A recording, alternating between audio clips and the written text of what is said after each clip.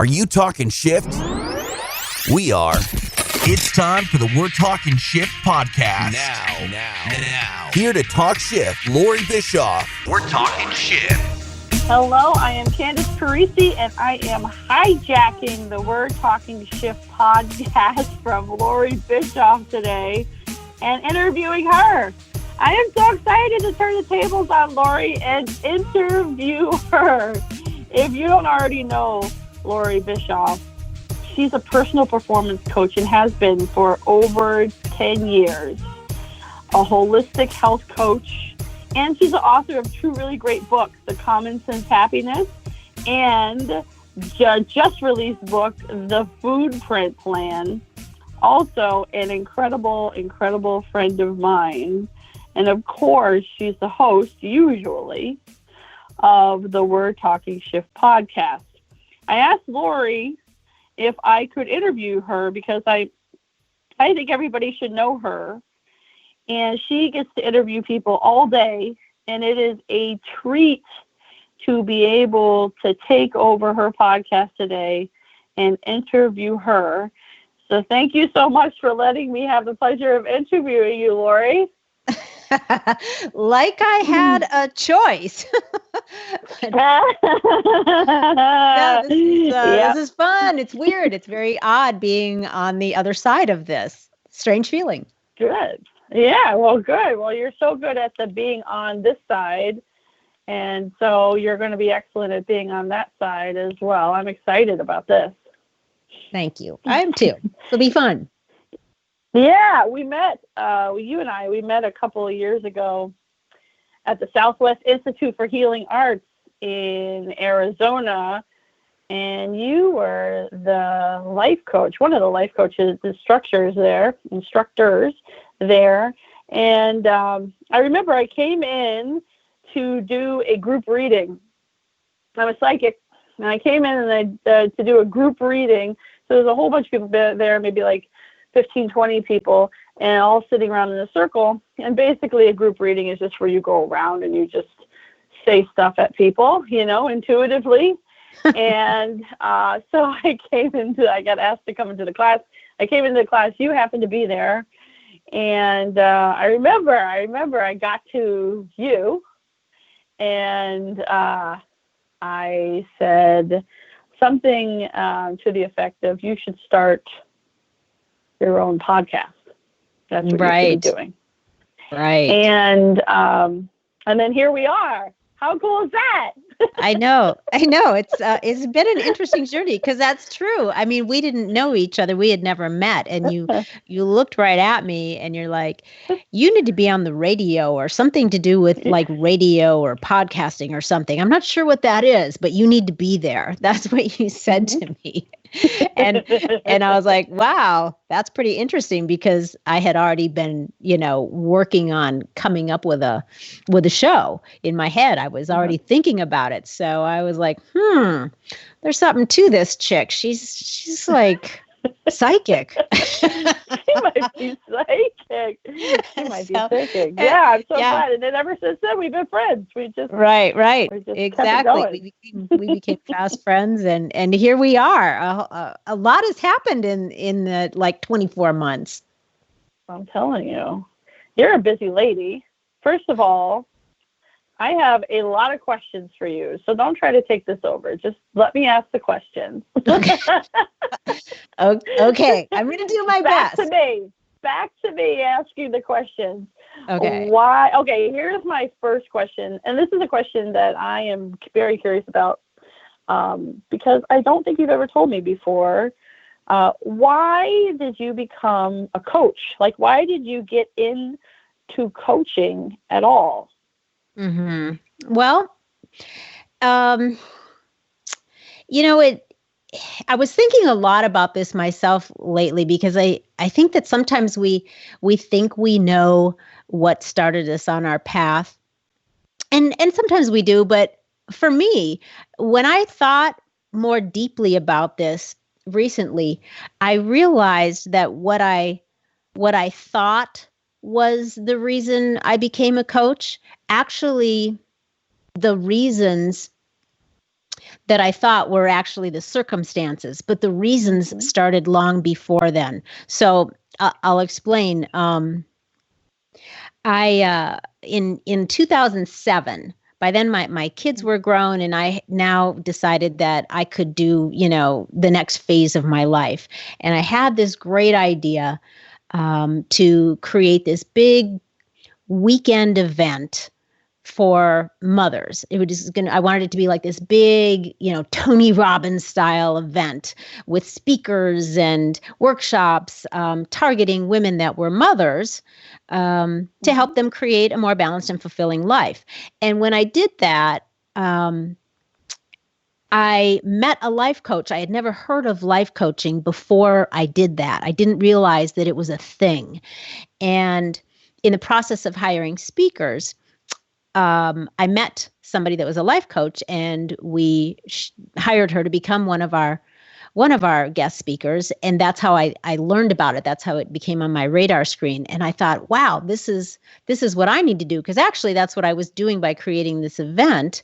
I just didn't realize it. And I thought, oh, I can actually become that. And I thought, this is perfect, because all through my younger years and when I was in school, I always wanted to be like a counselor or a therapist or, a psychologist. I always wanted to do something in that genre where I was helping people. And the problem was the wall that I hit that wouldn't let me go down that path was that I just flippin' hated school. Every damn day of it. I hated it. I hated it so much, which meant there was no way I was going to college. So that pretty much wiped out all those things that I wanted to be, because clearly without college, I wasn't going to be able to do that. So I just went on, with my life. And then I discover, fast forward to 2007, I discover there's an industry called life coaching, and I could get, some training that wasn't going to require 6 or 8 years of college, and I could do the things that I wanted to do. It would allow me to do, fulfill that dream, just in a different way. So that was the thing. That's why I always wanted to do that. And then I was able to. And it was super exciting for me, because by then I was so ready and I had so much life experience behind me by the time, I found out about this industry, way more than had I gone right from being, a teenager and then into college, and then, embarking on a career of trying to help others with their lives. Now, by 2007, I had a couple of decades of valuable life experience under my belt on top of it. Oh, yeah. And did your mom want you to go to college, or was she like, yeah, do whatever you want, Loree? Yeah, my mom was my best friend in the world, and she was definitely had my back no matter what I wanted to do. I don't even remember in my family, I don't even recall ever having a conversation about college. The topic never came up. And I don't know how that happened or didn't happen, because it did with my sister. My sister went to college, but it never came up. And maybe it's because my mom was wise enough to know that I was super, super independent at a really young age. And I think that she just knew that, on some level, she knew that I was going to do what I was going to do. And she would just support whatever that was, including my big going rogue moment, which was back to what I said.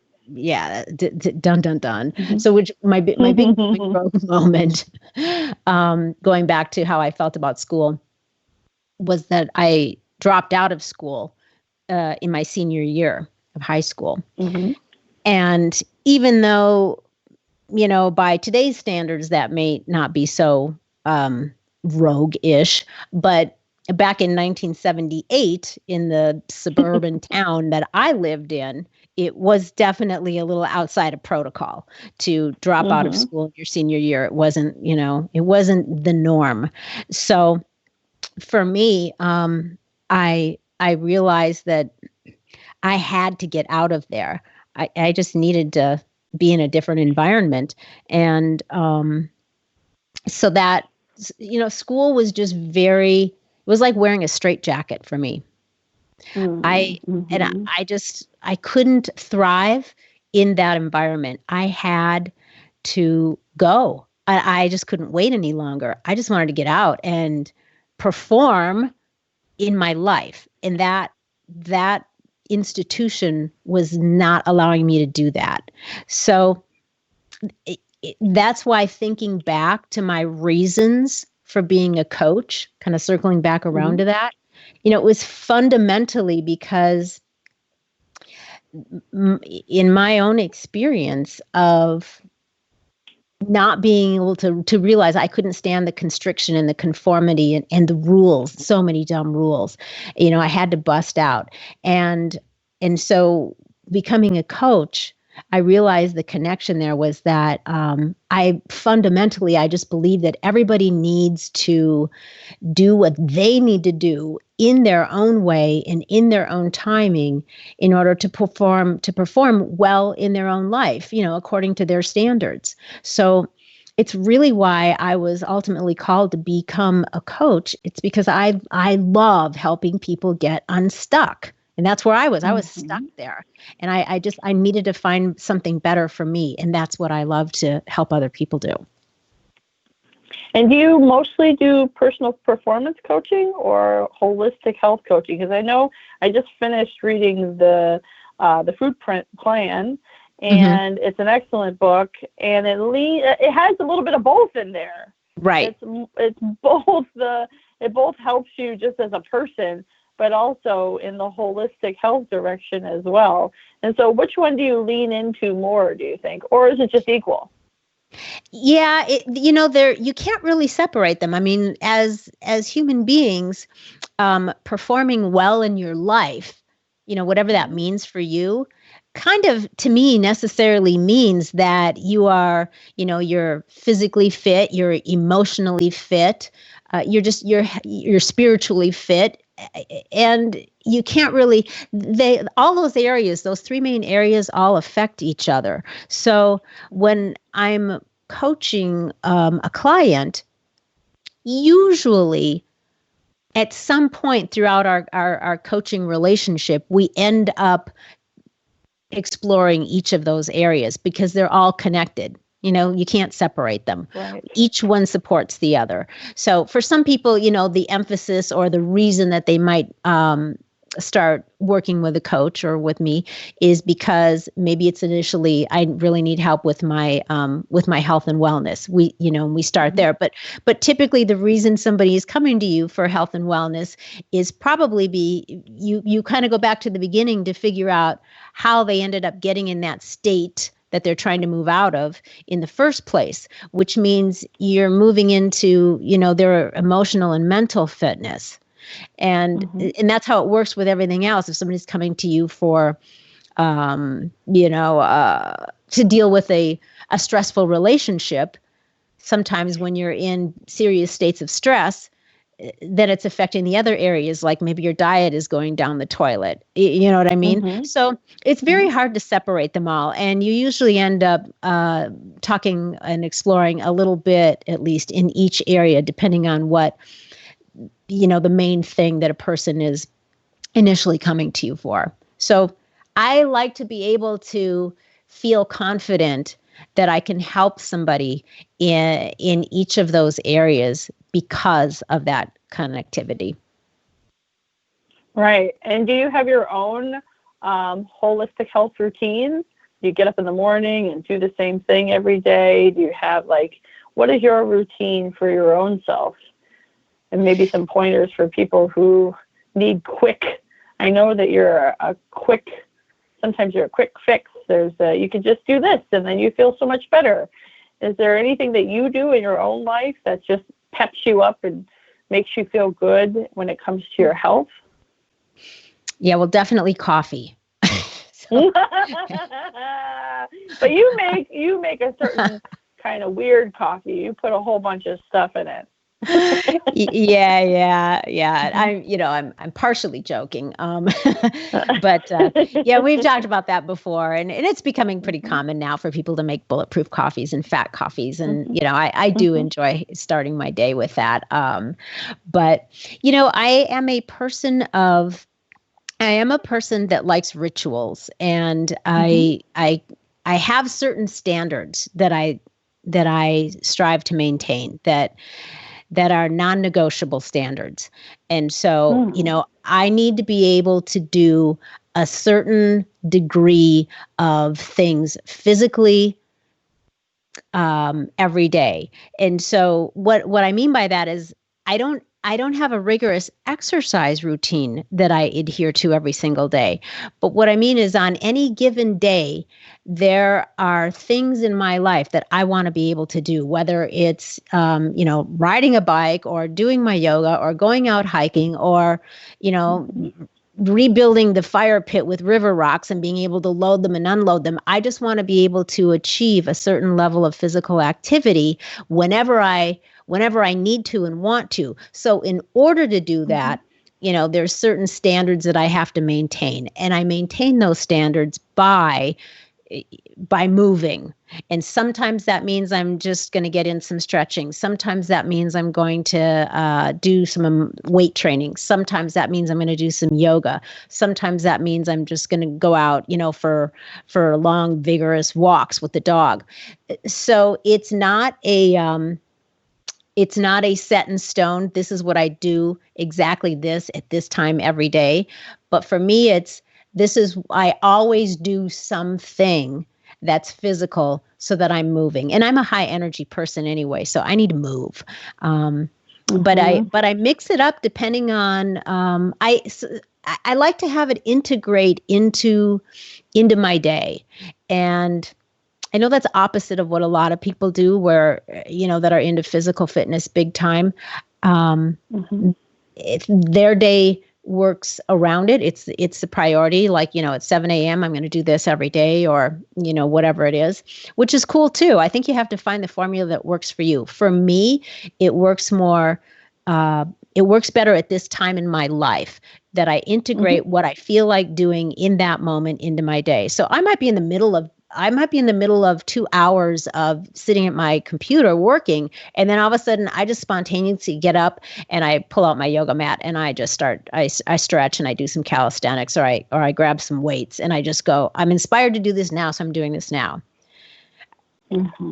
So my routine is very much tailored to what works for me. The same things don't work for everybody. And I used to have a whole different routine. Years ago, I was, at 10 o'clock a.m., 4 days a week, I was in the gym working for an hour. So that worked for me then. But my main thing is that I maintain the rituals that help me stay at the standards that are important to me for my quality of life. Yeah, and you and I talk about this often. It's just about showing up. You can want to do something and want it, but if you can't show up to it, it just doesn't exist for your life. You got to be consistent. Yeah, that's really it. It's about consistency. So even if you're busy, like for me, sometimes I'll get really into something and I'm so immersed in it that a couple of days will go by, and then I'll realize, I haven't moved as much as I need to, and then I'll dive back in a little bit and bring it up. So it's not so much about making that needle move every single day to a high degree, but it's about, if you look over the course of weeks and months and years, you can see that even though the blips may be up and down a little bit, but overall they're up because there's a level of consistency that's been maintained over a long period of time. So it's kind of my whole Kaizen philosophy. It's continual, consistent improvement, just step by step. And those small steps consistently done and improved upon over the course of time is what creates, for me anyway, the state that I thrive in. What's Kaizen mean? I'm not quite sure. Yeah, that's like that. It's a Japanese business philosophy. And that's basically what it is. In a nutshell, it means constant improvement, consistent over time. Oh, okay. Got it. Oh, Yeah. that's great. Consistent, incremental, constant improvement. That's called Kaizen. Yeah. Yeah. You're constantly working on something. You are growing. You're teaching yourself something. You're always on the go. You're always, even when you're meditating, you're doing it 100%. I think that there's just a lot of integrity around every single thing that you do, and you show up for everything so fully. For this podcast, this is a fantastic podcast. For all the stuff that you have been creating in your life before today, everything has it's a balls to the wall. You just go all in, and you put yourself out there, and be daring. And I think that's such a huge thing. You are someone who is always rooting for life and being, you're somebody that has just an enormous amount of drive and happiness in them. And so even when I met you that first day, you're just like, this being that's constantly growing, as if your life is just this, every day is this new adventure. And I think that's, I'm sure there's other reasons why you're great at all the stuff, but that alone is inspiring. It's inspiring. I think you're not a big fan of me talking nicely about you, but you are. But it's inspiring. It's inspiring to. I think that so many coaches and so many different people out there talk. They have something that they say. You know what I mean? They talk in one way and they live their life in a different way, and you certainly don't. All the stuff that comes out of your mouth, you're literally doing it. And so I just think it breathes more life into what you're doing when you're being honest like that. Thank you. Well, I think I kind of subscribe to that saying, and you may have heard it. It's how you do anything is how you do everything. And I realized that, for me, that's a very prevalent way in the way that I move through life. So whether I'm, making my bed or doing the dishes or coaching with somebody or making a meal, I've realized as I've watched my own patterns as I've gone through life, that I have a tendency to do that. That applies to me, I guess, in so many areas. How I do anything is how I do everything, which means I'm very thorough, and I'm very detail oriented, and I'm very much like, well, okay, if I'm going to make the bed, I'm going to do a really good job, even though I'm the only one that sees it. It's not like I'm hosting dinner parties in my bedroom, so nobody else is going to see it, but I do. And so I'm like, yeah, but I see it. I want it to be perfect. And I don't mean perfect in I have to have everything perfect, because I used to be that way, but I've learned that but it has to be good enough for me, or if I'm making a meal, I want to do it in a way that it's the best. And that's what I mean by perfection, by being perfect. It's the best that I can do. And so, that's how I do everything, I realize, is to the best that I can with attention to detail. And that to me is integrity. So it applies to the things that I'm doing. It applies to the attitude that I have and the way that I'm thinking, the way that I try to think about other people and circumstances. And I think, it's part of what drives me. That makes me feel good to know what my standard of integrity is and then living up to it. And I think that, the way that you are able to maintain a high standard of integrity or a high level of or degree of integrity is by making sure that you apply that kind of mindset and effort to everything that you do, even the little things. Then the big things, it just comes easily and naturally. Right. Yeah. And you always talk about going rogue.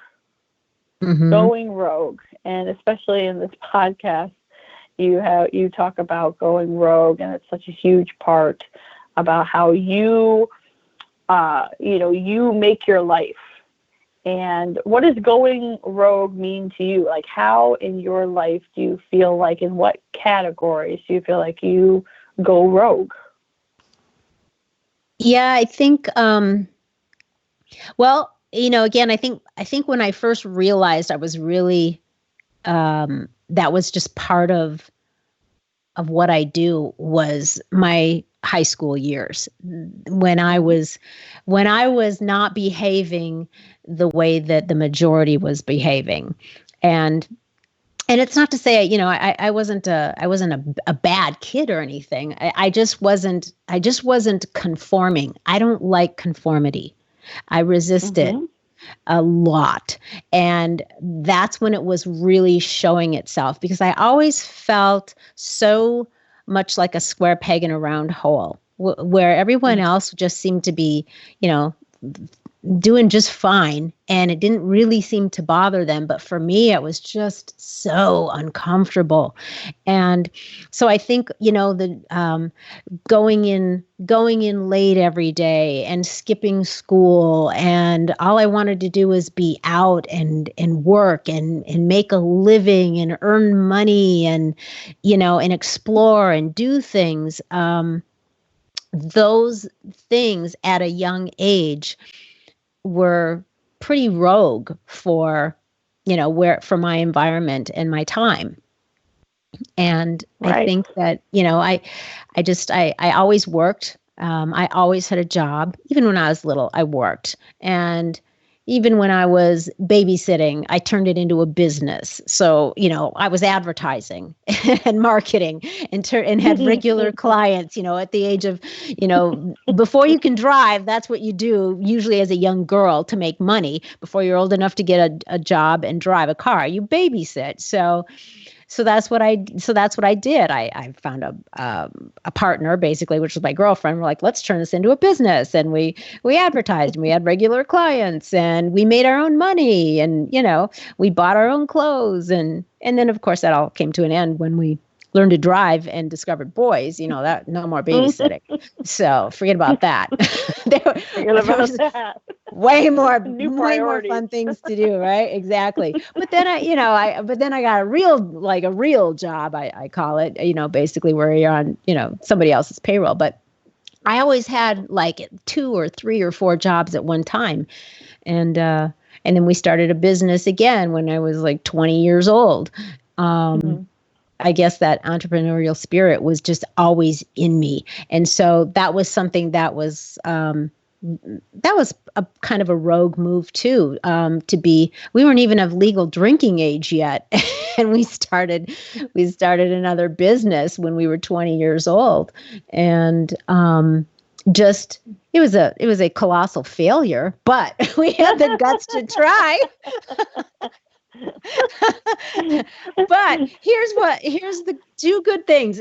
We had the mettle and the guts to try, and whatever, we survived the failure. But the most important thing that came of that huge failure was, and this is the biggest thing, the biggest turning point in my life. That's where I met the man that would become my husband, who I'm still married to this now, 5 years later. Nice. 35. Over 35? Yeah. Well, years? I mean, it will be 35 years this year will be our anniversary. But, we were together for a couple years before we got married. So, yeah, over 35 years. We've known each other. Well, I met him, and he's handsome. So you did a good job. No, he was the most gorgeous hunk of man I had ever laid eyes on. Oh, yeah. And he has a smoker and a motorcycle. I mean, how can you lose, He's a badass, yeah. He's a rogue. He's definitely a going rogue kind of guy too. So, yeah, we get along pretty well. Yeah, staying married for 35 plus years is is a rogue story all on its own these days, I think. Truly. But yeah, so my point is by being willing to, do things that would be considered risky to a lot of other people, Mm-hmm. it always led me to something that was amazing. And that's a perfect example. That risk to jump in and do something that, like, we were totally I won't say not qualified, unprepared, I should say, to do well, unprepared to do well, and just not young and naive and, in circumstances and all that kind of stuff. But being willing to do that and try anyway, it led me to what was to become the most amazing adventure of my life that I couldn't even possibly have imagined or foreseen before then. Yes, and you have beautiful, beautiful children. We do. Mm-hmm. You both have wonderful kids, so you did good all the way. Yeah, thank you. So I think, when and that's one of the reasons that is so cool about the podcast and sharing people's stories and their own version of going rogue is that it demonstrates to other people. It helps other people see that, what, sometimes if you are just, if you can just do it, if there's something that you just really want to do, but you're scared, but if you do it anyway, man, the things that can open up to you, you never know. And it can be so exciting. And when we share those stories, I think it really helps inspire other people, and it sort of gives them permission in a way to go, well, if they did it and it worked out, maybe I can too. Thank you so much for letting me interview you. I thank you so much for letting me hijack your podcast. I admire you, and I am so grateful, so grateful to be able to take over today and ask you the questions. I learned some new stuff about you that I didn't even know. Yeah? Yep. I did. Yeah. And so I listened to your podcast, obviously, and at the end of every podcast, you ask the same question. And the question always is, what's the value of going rogue? So I'm going to ask you that same question. So, Loree Bischoff, what's the value of going rogue? Aha. You're enjoying this, aren't you? You better believe I am. All right, cool. So here's my take on the value of going rogue. I think that, when you go rogue, what you're really doing is you're moving from a place of certainty, like, to a path of uncertainty. And doing that takes a combination of courage and of faith and of willingness.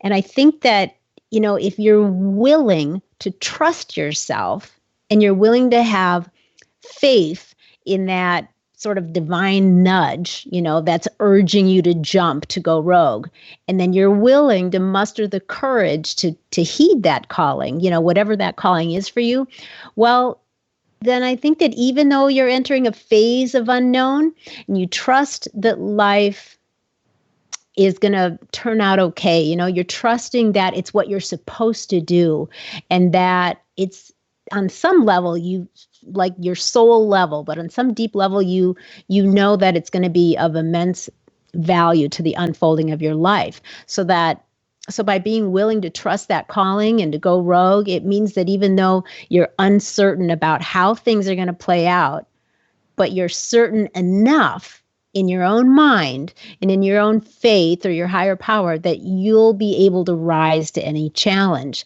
And then, besides the fact that it could be the adventure of a lifetime for you, which is how certainly it's turned out for me, but the added value to that is that your faith in your own abilities becomes so much stronger, and you develop new capabilities and strengths that you might not even know you had before. So you become resilient. And I think that resiliency enables you to be like irrepressible. unstoppable. And then ultimately you're able to shine and to be happy regardless of any outer circumstances. And I think that that's really, when you can get to that place, you've really mastered yourself. What a great answer to your own last question. Thank you so much for sharing that. You are so awesome. I am so, so glad I got to be here and experience this with you. Thank you for letting me hijack this.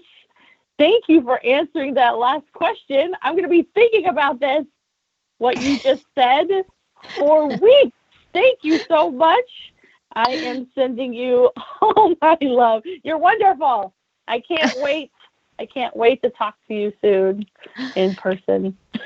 Well, this was fun. I know that our time will come again. And this was really fun. I'm glad you just came in and took over, and I really enjoyed it. And I think that you should stay on with me for a second and say our goodbyes, and you get to say our famous last line. You want to? Yes. Okay. Absolutely. Bear with me. All right. So everyone, that wraps up We're Talking Shift today, where you got to hear a little bit more about yours truly here. I hope that you love what you heard. And, I would be so delighted if you would subscribe if you haven't already, and share your thoughts with me and give me a killer rating. That would be so sweet. If you're trying to make some shift happen in your life, you know where to find me, all the social media platforms, or just head on over to LoreeBischoff.com or we'retalkingshift.com. So thank you guys for listening. Love you so much. And until we talk again next week, stay feisty, my friends, and go make some shift happen. You too, Gary V. The preceding podcast was a TJ DeSantis production. Comments, questions, and inquiries can be directed to DeSantisProd@gmail.com.